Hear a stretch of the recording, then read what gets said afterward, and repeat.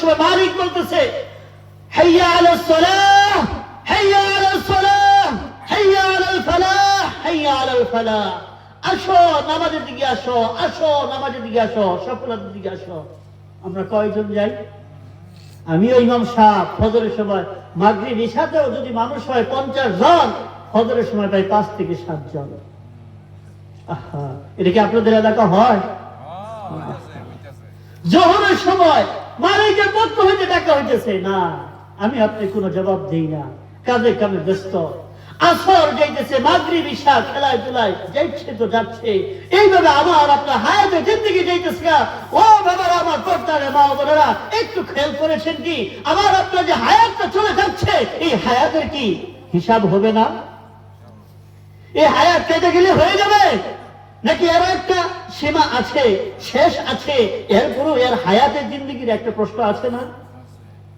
মুস্তাদ আহমদের হাদিস, রাসূল করিম সাল্লাল্লাহু আলাইহি সাল্লাম বলেছেন, লা তাজুলু কদমা আবদিন ইয়াওমাল কিয়ামাতি হাত্তা ইউসালা আন আরবা আন উমরিহি ফীমা আফনা।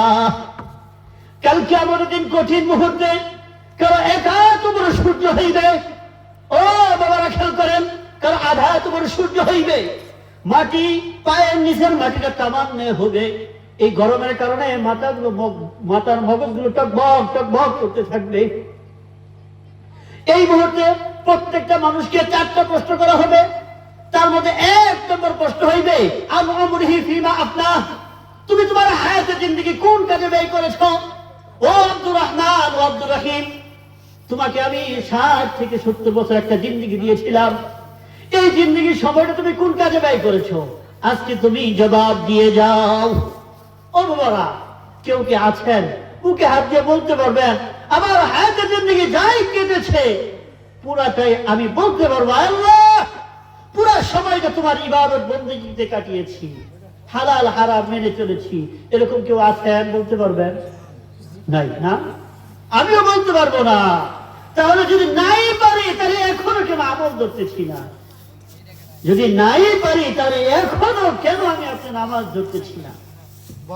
এখন যুবক ভাইরা আছেন, যুবক ভাইরা বলতে পারেন হুজুর সমস্যা নাই, আমরা আমল করব। কোন সময়? আমার বাবা নামাজ ধরেছে 30 বছর 40 বছর যাওয়ার পরে, আমরাও ইনশাআল্লাহ 50 বছর যাই ধরবো। কারণ ওই সময় যুগটা একটু ভিন্ন ছিল, এখন তো ডিজিটাল যুগ। ও যুবক ভাইরা, আফসোস, মনে রাখবেন ওই দিন আমাদেরকে দ্বিতীয় প্রশ্ন করা হবে। আন উমরিহি ফীমা আফনা আন শাবাবিহি ফীমা আবলা। তুমি তোমার যৌবনকাল কোন কাজে ব্যয় করেছো? তোমার যৌবনকাল তুমি কোন কাজে ব্যয় করেছো? তোমাকে 15 বছর থেকে নিয়ে 30-35 বছর একটা যৌবনকাল দেওয়া হয়েছিল। চাইলে তুমি শেষের দিনে তাহাজ্জুদ পড়তে পারতা, কারণ তুমি আর্জেন্টিনার খেলা দেখতে পেরেছো 3টা বাজে উঠে।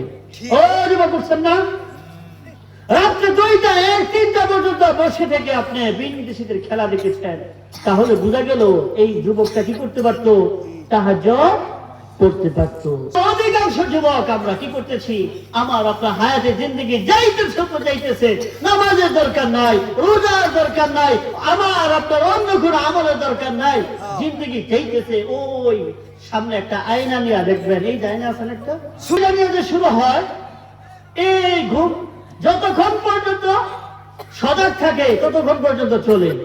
যখন শরীরে এনার্জি শেষ হয়ে যায় তখন ওইটা চার্জ দিয়া, হয়তো শরীরে এনার্জি শেষ অথবা মোবাইলের এনার্জি শেষ, তার মানে চার্জ শেষ হয়ে গেছে, এক পর্যন্ত চলতেই থাকে চলতেই থাকে। ও যুবক, এই জন্য মালিক আমাকে আপনাকে বানাই নাই, এই জন্য এত মহব্বত করে, এত পছন্দ করে, এত সম্মানিত করে বানাই নাই। মালিক তো বানিয়েছিল ইবাদত করার জন্য।